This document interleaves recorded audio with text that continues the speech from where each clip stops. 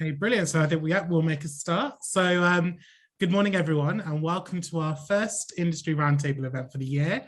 So in this session, we'll be exploring the wellbeing gender gap and the implications for the hybrid future of work. Firstly, a huge thank you to all of you joining us this morning. There are a lot of familiar names and faces joining us, so hello to everyone that I already know. And for those who I've not met, my name's Massey, and I work in the business development team here at DBL.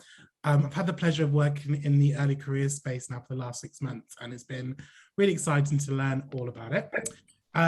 Just a bit of a background. If you haven't attended one of our industry masterclasses before, we run these sessions quarterly in the UK, Australia and Singapore for the last 3 years.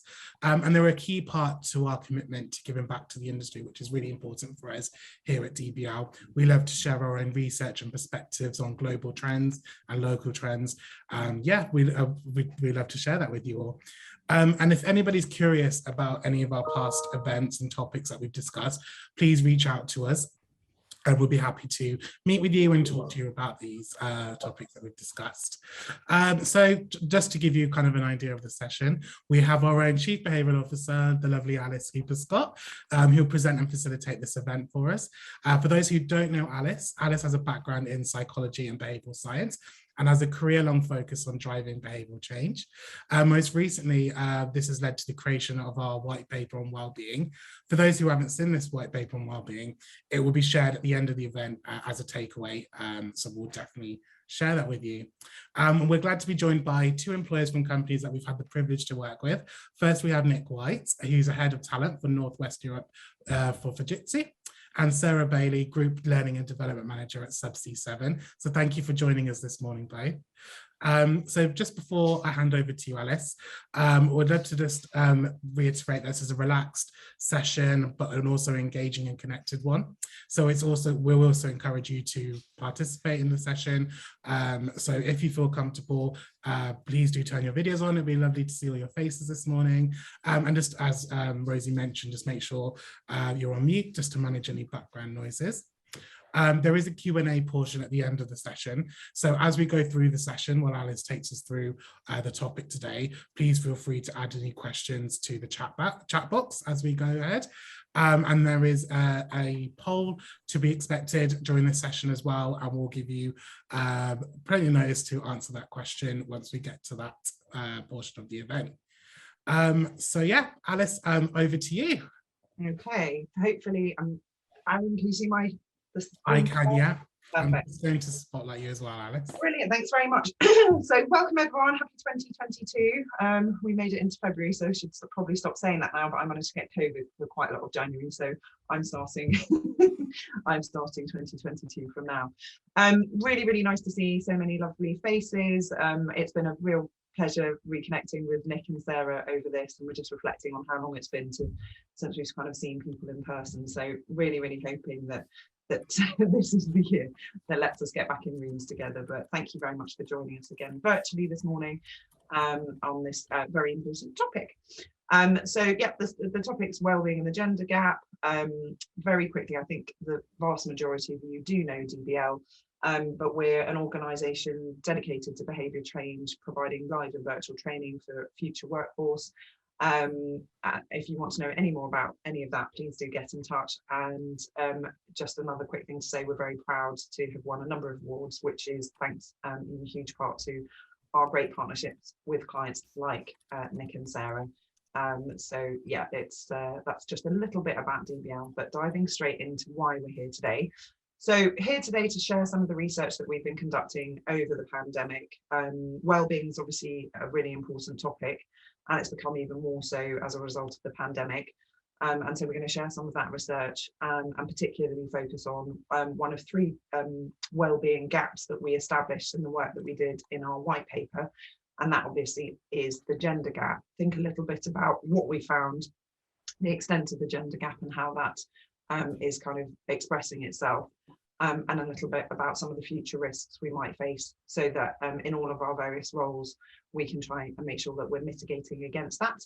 We're then going to ask Sarah and Nick to share some on-the-ground insights and observations about the pandemic in general and the gender gap specifically, and some of the things that they've seen and some of the things they've been doing.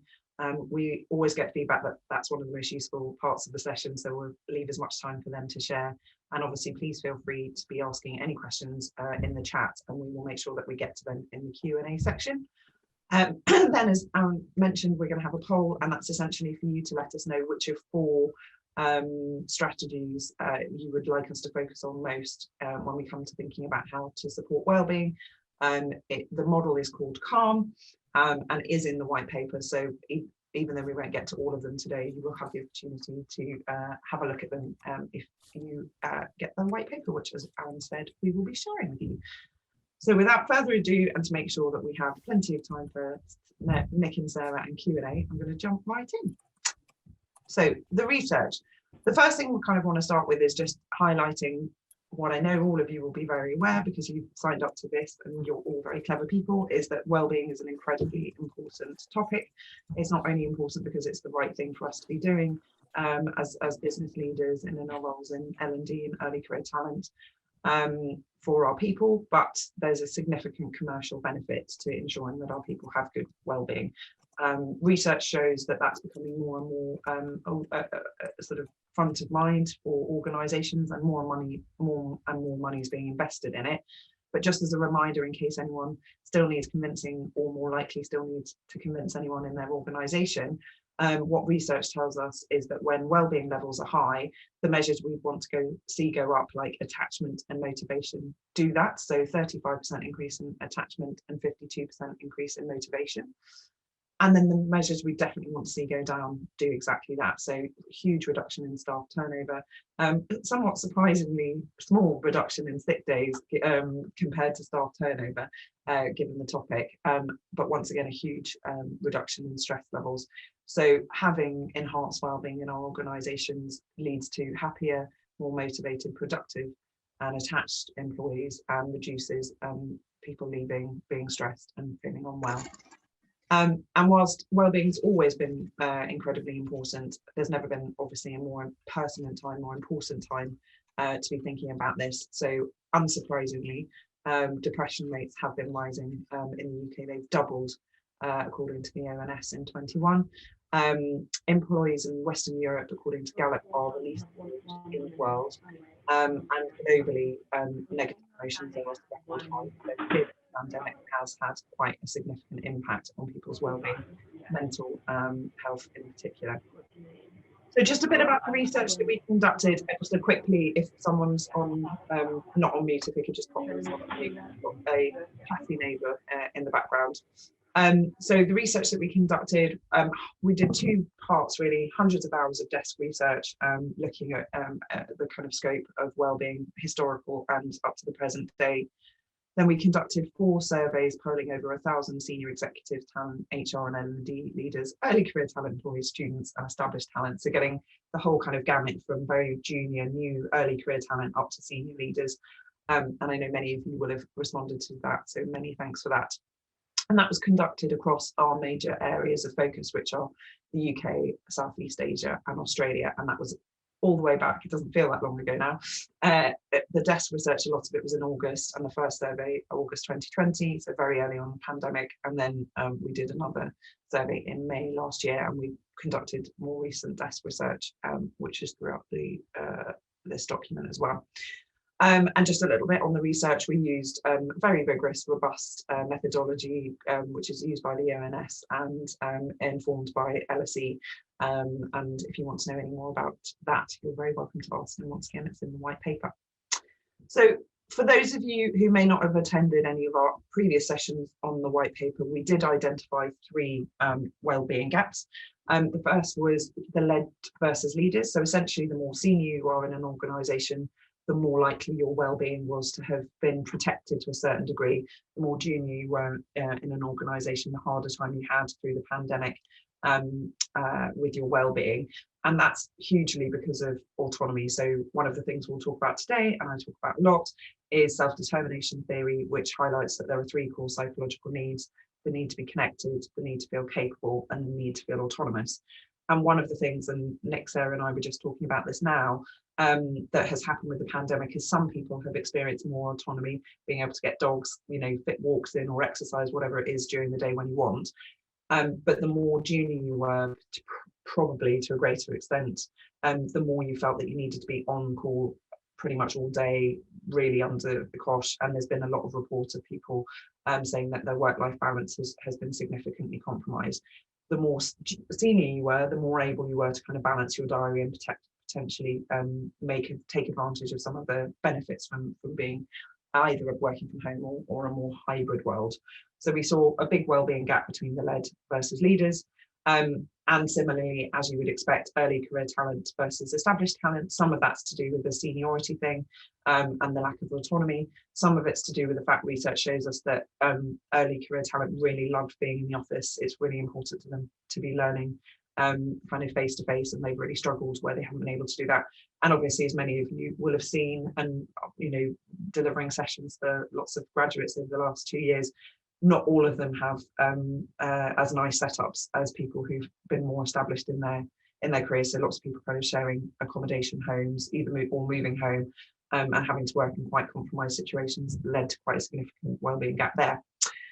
But that's not what we're here to talk about today. We're here to talk about women and men. So again, I know all of you have chosen to come here this morning, so you're obviously open to this. This is a statistical summary. So of course there are exceptions, but overall the research suggests that women have had a harder time of it over the pandemic than men.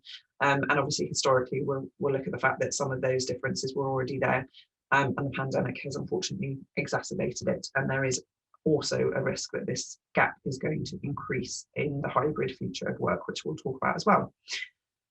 So from our research, the surveys, the reports of subjective well-being, females were much less likely to rate their own well-being as good than men. So whilst they were reporting, less than half of women were reporting their well-being as good, whereas 60% of men. So obviously not everybody's feeling a high level of well-being, and we'd love to see that happen, but it's very much the case that women were less likely to be experiencing high levels. And the UK government's research recently, which is really interesting for anyone that wants to look it up, on Spotlight, highlights that there's an underlying relationship between the impact of COVID and mental well-being for women, and it's quite significant.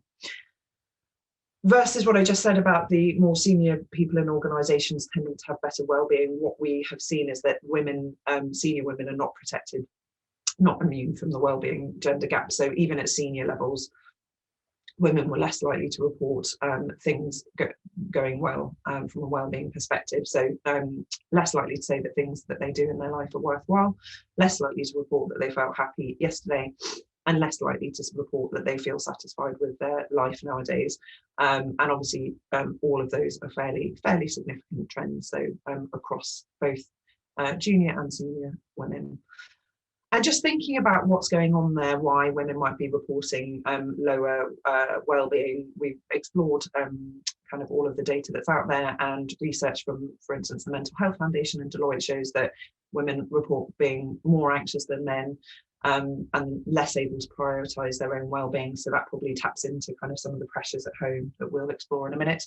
And they also really perceive that they have had a harder time of it than their male colleagues. So the perception, which obviously will impact well-being, is that they have had their male colleagues have been less impacted. Younger women have report higher incidence of common mental health problems. So again, Women's Mental Health Task Force shows that 26% of women 16 to 24 versus 9.1% of men are reporting mental health problems. So obviously that's something that's historically there and has been exacerbated by the pandemic. So some of these gaps have been around for kind of the last 10 years of research, but they've been getting more significant as a result of the pandemic.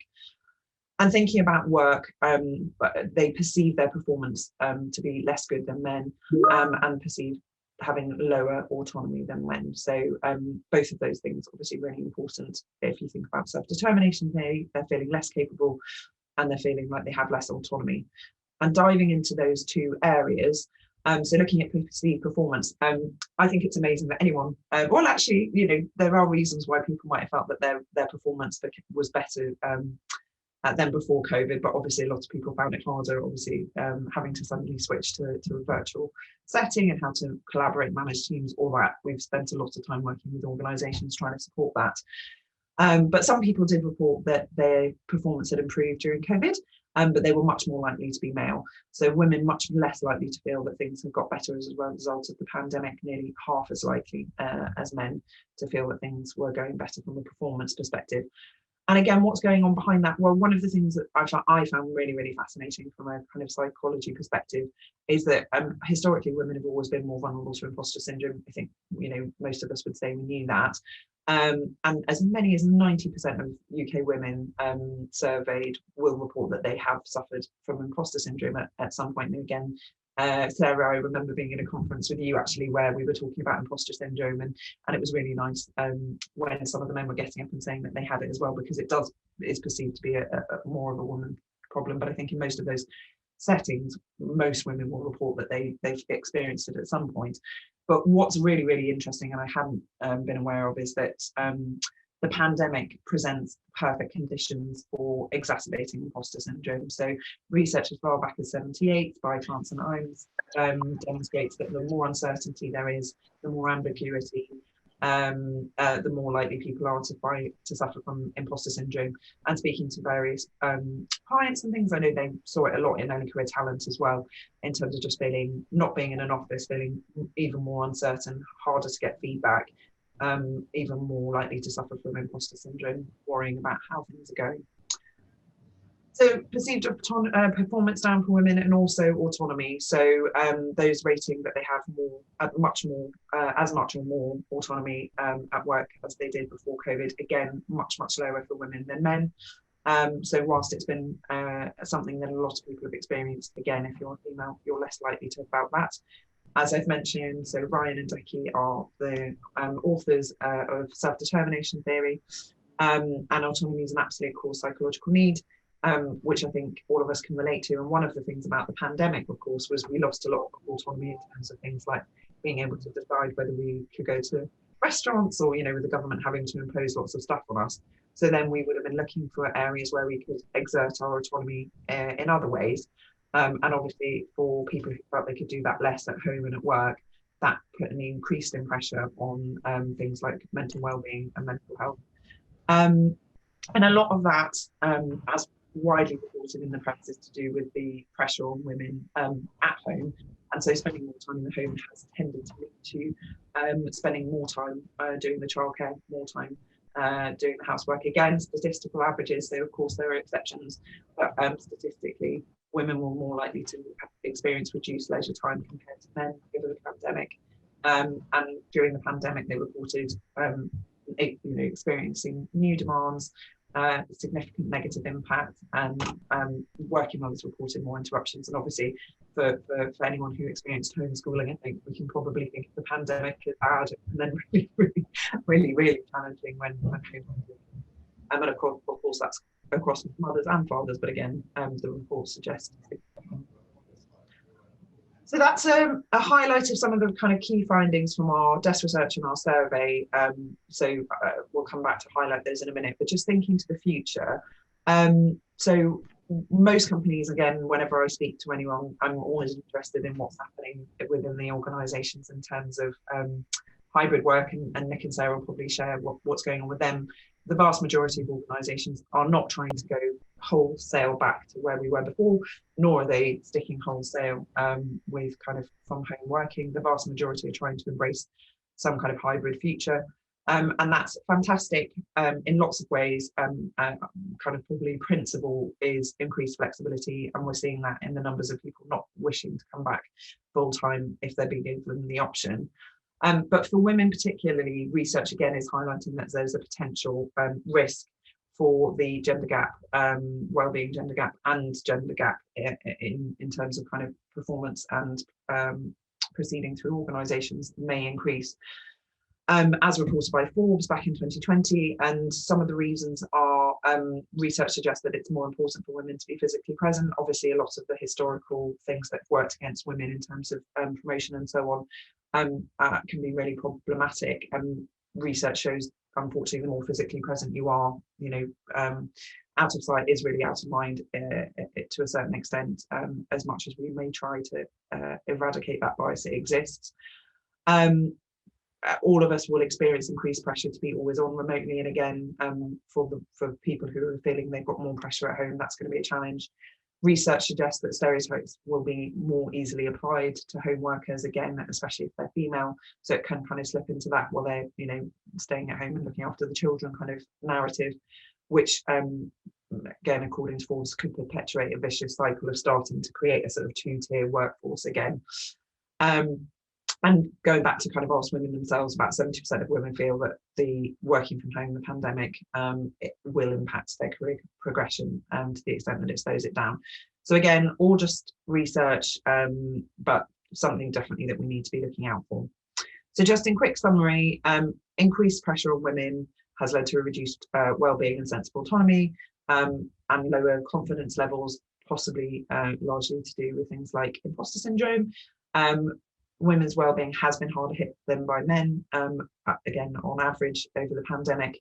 And we need to be aware that there are real risks to the future female workforce, especially in the hybrid future. So that's our research for today. I'm delighted to now be joined by Sarah and Nick from Subsea 7 and Fujitsu in order. And what we're going to do is just start by asking, I'll go to you first, Sarah, tell us a little bit about the pandemic at Subsea 7, and then we'll dive into more specific, we'll ask Nick, and then we'll dive into more specific questions about the gender gap and how you've been experiencing and handling that. So over to you, Sarah. So yeah, I mean, I think overnight for our onshore people, we went home and we, you know, deconstructed the social norms of the office overnight, as everybody did. But conversely, half of our workforce work offshore. So all of a sudden we had people stuck on vessels, not able to cross borders. We had people, you know, sort of at home, not able to get to work. So we had a huge lesson in well-being. We had people quarantining for weeks. And so, you know, not just the gender gap, but globally, we had to adapt really quickly because, you know, safety is the forefront of everything that we do. And obviously this is the middle of a health crisis and you can't get COVID on a vessel, and certainly not in a diving chamber. So lots of really interesting things, I think, to navigate, on top of the fact that the oil price hit zero. So we, you know, we moved our business. We then have sort of started to really evolve the energy transition. What we see now is actually a real uptick in the business and the industry and the changes of the industry and the opportunity, I think, to do things differently. And I think what, you know, is brilliant about our industry and about us at Subsea 7 is we'd started to do some work on the gender piece before COVID, and, you know, we kept going with that. So I think, you know, there's undoubtedly a lot of work to be done, but I think we did sort of lay some foundations that hopefully we can build on as we start to settle. So yeah, in a nutshell, that is the pandemic for us. Thank you. Yeah, it's really fascinating hearing from such different businesses, because who'd have thought about a diving chamber? Certainly not me before talking to you. Nick, over to you for some kind of big background. Yeah, so here at Fujitsu, we've always had quite a flexible working culture. Previously, kind of pre-pandemic, it always used to be our kind of USP, you know, EVP. You know, someone used to come to work, you know, you really can work from home, you can do the school pickup. And people who joined us were like, you probably sold that to us, but it's probably not true. And everyone was really surprised that it was. So the transition to kind of home working wasn't, I don't think, too big of an issue for us. I think it was sudden. I remember it was the 16th of March, we were all asked to work from home to test the network. Right, it's kind of, will it fall over if we do have everyone working from home? It was a Friday, you know, test at the end of the week. And on the Friday afternoon, we got an email saying it hasn't fallen over. Basically, don't come back into the office again. That was 2 years ago. We do run some kind of critical services for lots of government, etc. So we do have critical workers who needed to be in the office. and I'll get into kind of some of the stuff that we've seen with the gender gap, but what we did find, so I think we, as an organisation, we were super conscious of all of our employees who were working from home, and the need for communication, the need to upskill our managers and the likes of well-being, and how do you maintain connection.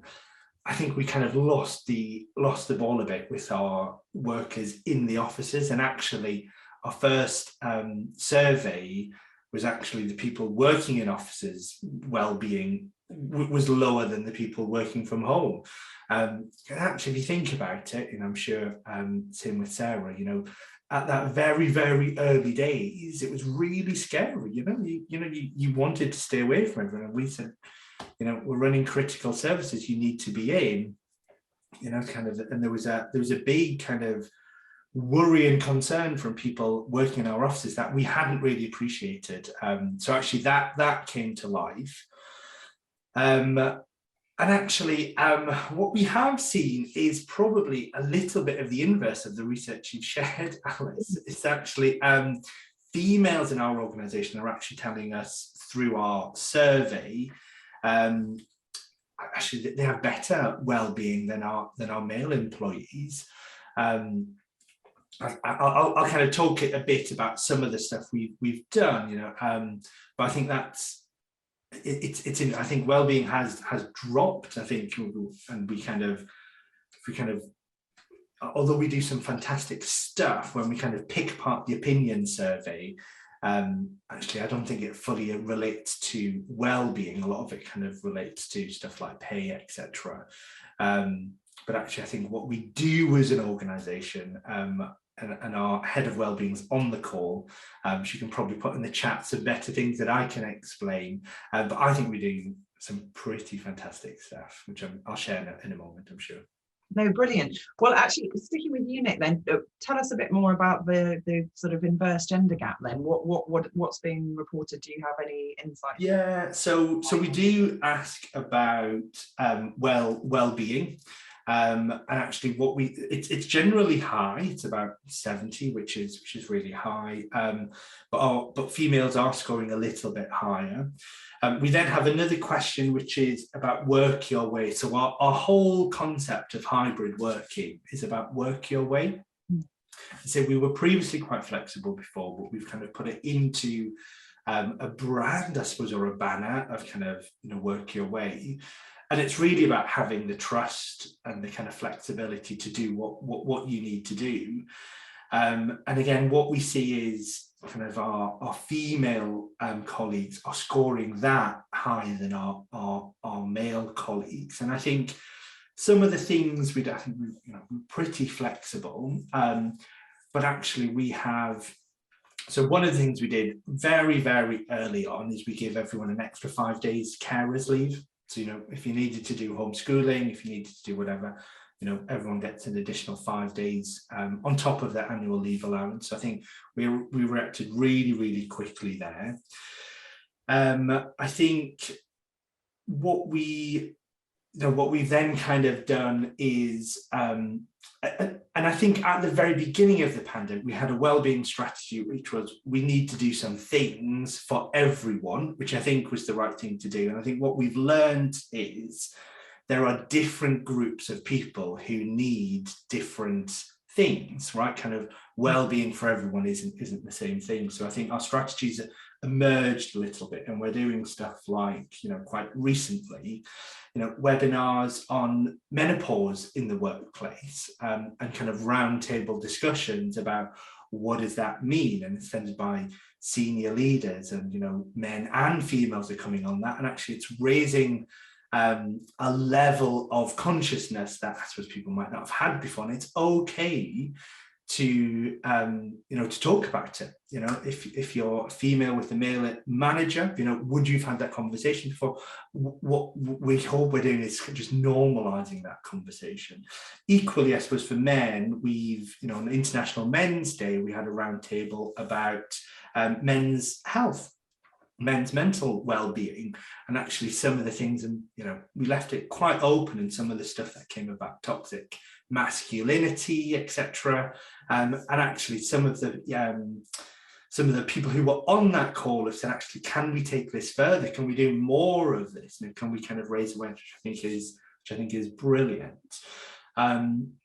In our grad and apprentice program, we have, what we call ambassadors, kind of people who represent the cohort to us, really. And they kind of work on initiatives. And one of the things that came out in the pandemic was, we want to put in a well-being stream. What we'd love to do is kind of do a mental health drop-in call. It's every other week, and I think this is really brilliant. So people, it's an open invitation. People can join because it's on Zoom. People don't have to have their cameras on, and when you join, you get the opportunity to change your name. So actually, it can be totally anonymous. So you can kind of attend. It's attended by our mental health first aiders. So it's facilitated. We have a community of mental health first aiders. And people can come on there and either talk, if they're comfortable talking about issues that they've got, how they're feeling, or they can put in chat. And they'll get advice and coaching and, and kind of solutions, I suppose, from everyone else on the call who may choose to be anonymous or not.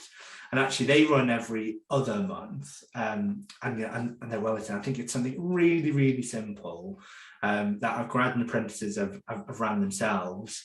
And it's it's not well attended because I don't think everyone it's something that. But actually, I think the opportunity is there, which is fantastic.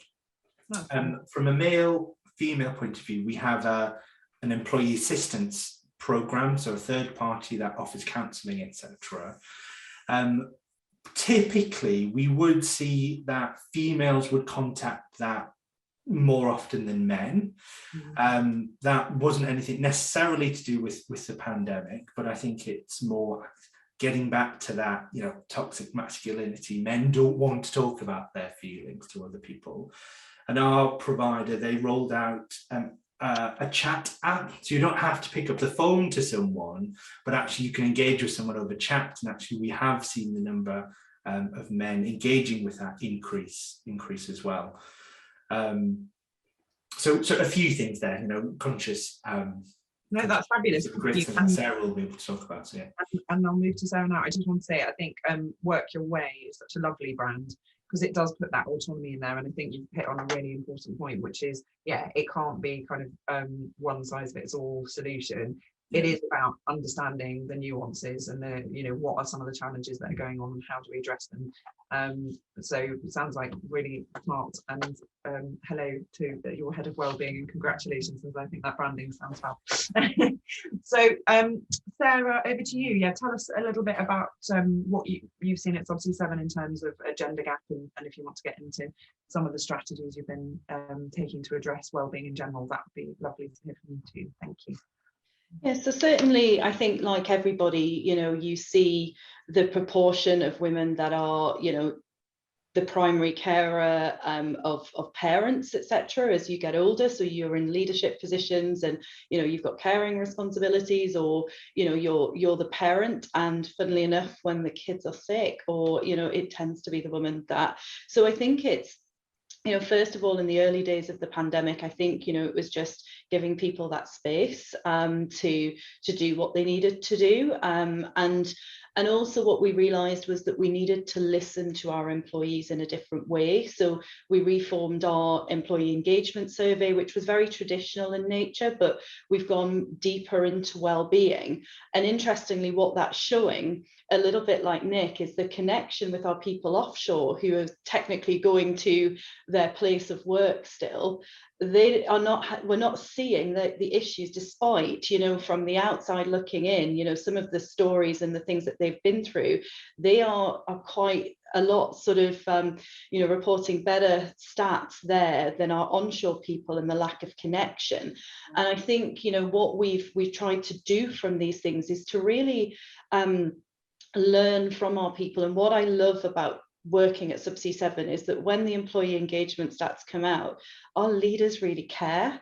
They actually, they're taking it so seriously, they really care and they want to do something different. And I think from the engagement stats, you can then really pivot, and in particular, I'll talk about our learning strategy, because, it is reacting. So for example, one of our big programs, our leading safety program, it was about our managers and how we support them to think and communicate differently, knowing that the problems that people are going to have are going to be, they need that element, those skills of communication. So both onshore and offshore, we've developed our virtual programs to really continue to drive throughout the pandemic. And what's been lovely, certainly I've sort of led our onshore management program, is that we've put people into breakout rooms, and just what the feedback is, do you know what, just 20 minutes with my peers globally to discuss these things has helped me to realize that I'm not the only person that's going through this. And I think that whole imposter syndrome, which I think we've all felt, certainly I've sat at home and thought, gosh, this is the biggest problem in Subsea 7. And actually, when you're in the office, your body language and things, you realize it isn't. And I think so keeping people together in those learning programs and just sort of, changing that style slightly so it is more sort of coaching and listening, and then learning from that and building on it constantly. I think we all have to adapt in terms of our strategies, and the other thing, it sounds so small, but actually making learning available. So as people are busy, they can't come to the course, sort of 6 years ago, they don't attend, they don't get their certificates, gosh, I can't believe they didn't turn up to training. But actually, let's be practical. Can we record sessions? Can we make sure we've got the right learning available on the topics that matter, so that if you are busy, if you do have caring responsibilities, if there are other things going on in your life, then actually your development isn't prejudiced? Because I think to build the gender gap, we weren't at the start of the race together with COVID.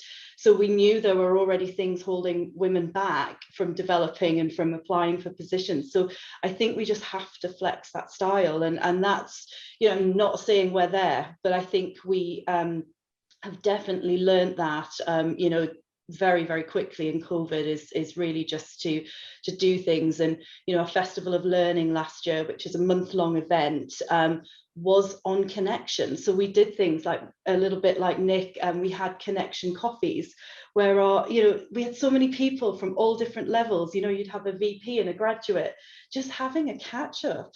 And so actually really just sort of breaking down those barriers again, all through Teams, so nobody in offices or anything, but just really, really helpful. And bringing topics like race. Obviously in all of this we had things, the whole George Floyd piece, so we started to talk about that and give our people a voice. And World Mental Health Day, having those kind of sort of bigger sessions, but also we did podcasts. So actually how our people looked after themselves, whether they were onshore or offshore. So you can just listen to that whenever you've got time. So we've done a lot. I think have we solved the problem? No, but I think we've learned and we continue to engage and listen to our people, which I think is the most important thing. So important. Thank you both. They both sound like absolute masterclasses. And I think just picking a couple of themes, like, it is so important to stay curious. I mean, I think one of the things that's fascinating is how if we make too big an assumption, we could get it wrong. So Nick kind of highlighting everybody's worried about the remote workers, but actually it's the in-office workers who are struggling. Stats might suggest that women are struggling more, but actually not at Fujitsu. And is some of that a reporting issue when, the toxic men thing, actually they don't feel they can report as much. So yeah, just being really, I think that's been one of the most important things, has been not to be led by assumptions and to be very kind of constantly looking, constantly questioning. I think really important what you said about the employee survey, listening, being curious so that we understand what's actually going on and kind of address that. Your point around connection was so interesting and valid, Sarah. I mean, one of the things we found delivering sessions was quite early on, I started changing the design of some of our sessions to put more connection in and less because I'd be in sessions and I'd realise I'd like go into a breakout room. People just wanted to talk to other people. Yeah. One of the most valuable things we could do was let people know that they weren't alone in their pain. You know, I'd hear managers go, "Oh, I've got the same problem," and it was just, you could just feel the relief of like exactly what you say, you know, because we're in our echo chambers in our rooms at home. We found exactly the same in all of our programs. The people just wanted that opportunity to connect with other people, and what we did one of the first modules we did in our grad and apprentice program, they said, when you put us in breakout rooms to do something, we just love that. And I said, right, well, let's introduce what we'll call action learning groups. So we'll give you, with a facilitator, you know, the opportunity to meet up kind of in a random group throughout the year, but use that to kind of talk about your learning and what you'll consolidate your learning, etc., etc. And they went down really, really well. And I remember onboarding I think it was the 2021 cohort, the cohort that I've just joined, right at the end of induction, saying, what are you really looking forward to? And I remember someone said, the action learning groups, someone in the year above has told me it's basically free counselling. But I think people just want that, you know, they're craving just that connection, right? I think on Blue Monday, which was a few weeks ago, we did that whole, if you want to meet up for 20 minutes for a coffee with someone random, you know, we'll facilitate that. Yeah. And Amanda on the call, you know, she did a fab job. People are just crying out for those connections. Yeah. And the fact that, you know, one of the things that's so obvious, but it kind of needs highlighting, that unlike in an office, those things don't happen unless you plan them. Like, don't just get, I know everyone says water cooler moment, but you don't get any moment, you know, if you don't actually, and we realised quite early on, you can fill your day with meetings that are about stuff. And actually, I know one of the things I loved catching up with both of you before this was we spent the first half of the meeting just catching up, and it was like, oh, we haven't done that, you know, in nearly 2 years. So yeah, the fact that you actually have to be deliberate. I'm going to ask you both one final question, and then we'll move on so that we've got time to answer more questions. You can answer one of either of these, either your key learning from the last couple of years, or the best thing you think you and or the organisation did. And it might be the same answer. So either what was the biggest learning, and or what was the best thing you think you did, particularly in relation to wellbeing, but you can go broader if you want. Sarah, would you like to go first? Yes, okay, I'll do it. So I think for me is to be really humble with feedback. I think, you know, as a learning professional, it's always really easy to think you know what you know because you are a specialist, but in truth, the extraordinary times and the way the human brain works, I think, you know, to learn from that feedback and then to build, you know, in a new era. So that was sort of my really big learning, was to really listen to what people were saying rather than, you know, make recommendations based on best practice, because I feel that just went out the window. And actually, I think it's just that will sort of enhance me as a professional moving forward. So I think from a personal level, and I think professionally, what am I most proud of is that we were able to change and to react, and the, you know, the digital sort of training and the virtual classes we'd started to build pre-COVID, you know, those foundations, just to really expand on them. And to, I mean, our Festival of Learning last year, we had over 4,000 people at group level, not just within our regions, come to something. So, you know, the variety of things that we offered, the opportunity we gave our people to connect globally, you know, I'm really proud of that. So yeah, for me, they're my two things. Thanks so much for joining today. Over to you, Nick. Yeah, I mean, I could say exactly the same, but I'll try and think of something else. So I think one of the key learnings was, I'm picking up on your point, Alice, is about you have to engineer those water cooler, you know, connection moments. You know, I think it's all right giving the advice to say, if you're feeling connected, just reach out to a colleague and say, hey, do you want to meet up for a coffee? But actually, I think organizationally, if you're in a central track role, if you can engineer that for people, I think actually that's super, super important.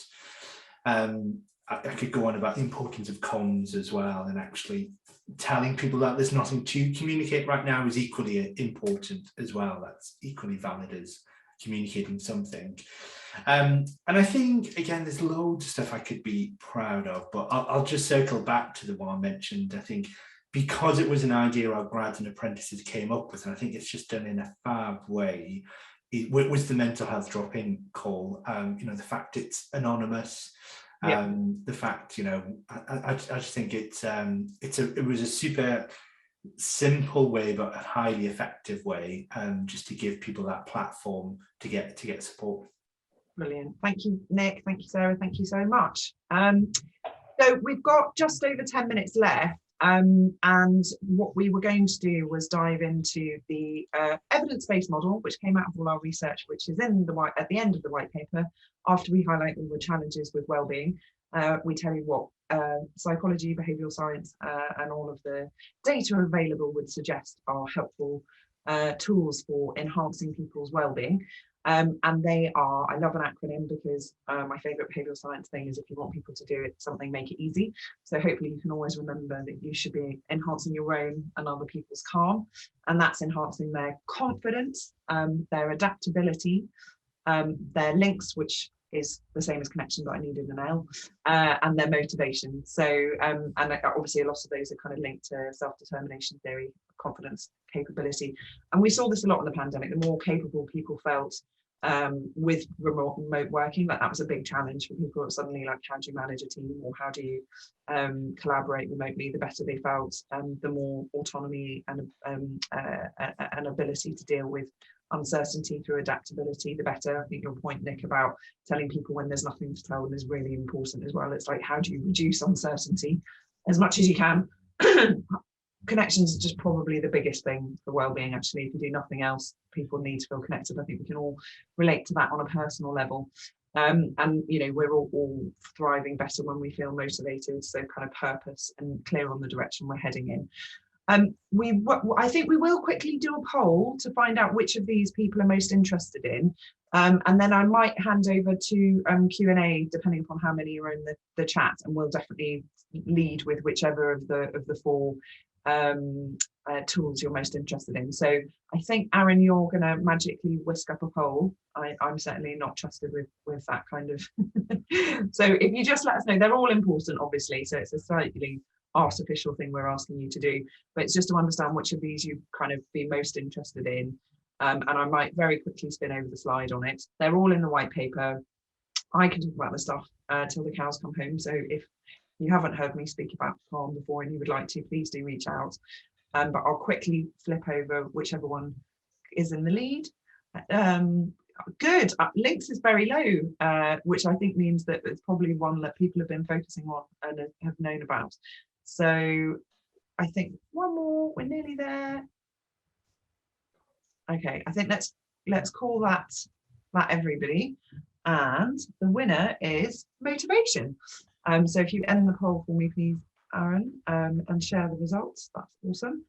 And I will spin through so all of this, again, happily share, and it's all in the white paper, but I'll whiz through to motivation, because that's what you voted for. Only just, oh, yep, no, it did good. I thought I'd got it wrong and it changed, but no, it did just nip ahead at the end there. So, right, so what is it? Yeah, so basically goal-oriented behaviour and performance is fueled by motivation. It's an absolute key to success, and high quality motivation allows us to thrive. So I think we all know, like, Chicks and Malheur will talk about being in flow and things like that. Like, when you're really, really driven, when you're really pursuing a goal, everything feels like it's going brilliantly, and the opposite of that is kind of learned helplessness. And I know for a lot of people, the pandemic made people kind of literally sort of want to sit down. Like, the more you were able to be like, right, I'm getting motivated, I'm going to keep cracking on, the better. Research shows that increases engagement, well-being, opportunity flourish, it enhances people's individual meaning and purpose, gives them an understanding of personal drive, and makes interest, and enhances well-being and productivity, and it makes us more likely to enter a flow state, and basically feeling a sense of progression is a key to daily joy. So when we don't feel like we're making progress, that's pretty much synonymous with feeling like things are going wrong. And so things to do, topics that we offer to help with motivation, obviously, actually, just like most things in life, if you know how to do it, you can get better at it. So there are ways to increase your own motivation. And then there are other things that make that easier to do. So having a sense of purpose, having better strategies towards self-management, and being able to feel like you've got a good strategy for having your peak performance. Obviously, something we haven't talked about as much, but was referenced a bit, is the importance of managers. So a lot of the stuff I know lots of organisations have done has been helping managers to help their people experience better wellbeing. And so, yeah, how do you help your managers energise and support their teams remotely? Again, they have to be more planful, more aware of some of the challenges that people are having. How do they support wellbeing? How do they motivate others? So looking at that both from a personal and, if you're a leader, a leading perspective. And obviously, a lot of that's to do with kind of enhancing a sense of things like purpose. But I'm going to stop talking now and hand over to either Rosie or Aaron. Is there any questions in the chat, or should we open up the floor if anyone would like to speak? Yeah, we haven't got any questions in the chat function, but feel free to speak up, or if you want to add any questions now, and I can forward them on to Alice. Excellent. Is anyone feeling like they want to speak up and ask a question? Or you can pop something in the chat if you have any questions. Or it doesn't have to be a question. If you want to share your perspective on this topic, we'd love to hear from you as well. Yes. Hello, thank you to the two speakers. It was really interesting to hear what was happening. I'm Denise, calling in from Australia. And how are you all? It's late here at night. However, I felt it was very important that I contribute my 3 cents, as Josh would know. And so one of the things I think in all of this, which has been quite interesting, is to see the dynamic between the people, say the younger generation and the older generation. And some of the things that I've experienced and also observed is the fact that this whole idea of resilience has become a much more topical conversation that's ever been before. And so in the many years, of work, you never really considered resilience. You just got on and did. Whereas for many things now, they're labelled. So my question to either of the speakers tonight is, when you're talking about the resilience of your team or the people that you work with, how have you been capturing that other than in just the word? What have been some of the ways that people have demonstrated a resilience other than saying, oh, that's, you're being very resilient? What might be some of the ways there that you've observed?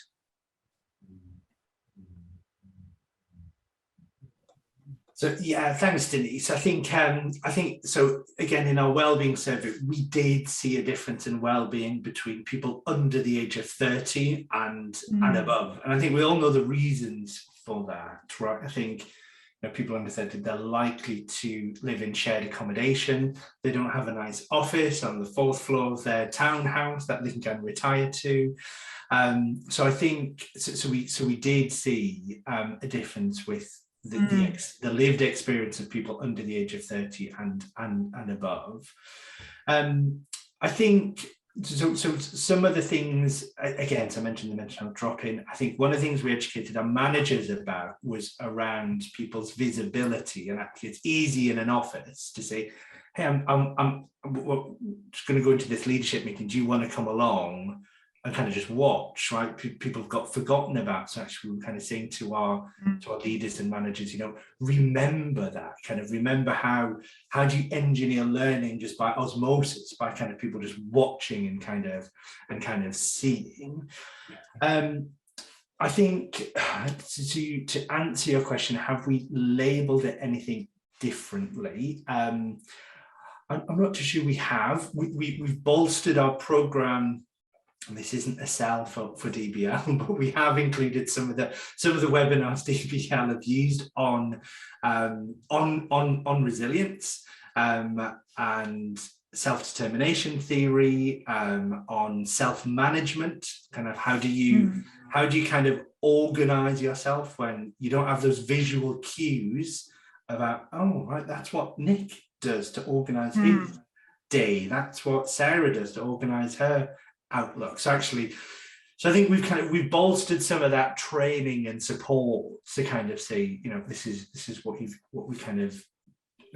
do. And then I think certainly in our programs, what we're kind of doing is, look, here's what we expect. Here's some additional learning. So if you want more, here's where you kind of read about it. And then I think we kind of really signpost that the program they go on, that's particularly more difficult. But I think what's important, so for instance, their first year, it's very much individual learning. Into their second year, we move into more group type activity where they're forming teams to deliver outcomes for customers. And that's quite difficult. But actually what we've bolstered that up with is group feedback. So actually kind of, you know, we do hot seat feedback. So after kind of each session and of each learning intervention, the group will feedback to each other the part they've played. And actually people have found it hard and difficult. And we'll kind of get those feedback about whether they showed up, whether they kind of worked through it, or whether they just kind of gave up. And I think that's been super important. And I think you're right, Nick. I think, you know, in terms of this word, so I'm going to be quite controversial. I don't actually like the word resilience. No, because it gives the impression, you know, I'm climbing a mountain, and actually I think that when you're in a pandemic and in a health crisis and the brain is functioning with adrenaline, that actually to tell your people to be resilient equals burnout very quickly. So I actually think that the pieces like we have mandated that every group program we have has well-being in there. We have a D&I angle to really sort of embed the principles of looking after yourself, because I think if you lay a strong foundation of well-being, actually the resilience comes with that, because your people have a sustainable way of working, they feel supported in the business, and we build a culture in our organization that is more inclusive, and naturally that word resilience almost just disappears because your people are there. But yeah, I think, you know, the sort of the resilience piece for me, especially in the gender world, I think it sort of it becomes a very difficult word to use. Yeah, I agree, because I think what it does and what I've observed is it actually sets people up that they feel like they've failed rather than, you know, being able to manage in the best way that they can manage. Yeah, thank you both. It's interesting. Thank you for your question. I'm Hey, fellas. that it's we're at full time now and people are dropping off. So just want to say thanks so much to everybody for joining. It's lovely to see your face. Thanks, Denise, for your question. Thank you hugely, Nick and Sarah. Incredibly valuable insights, and just great to see what you've been up to.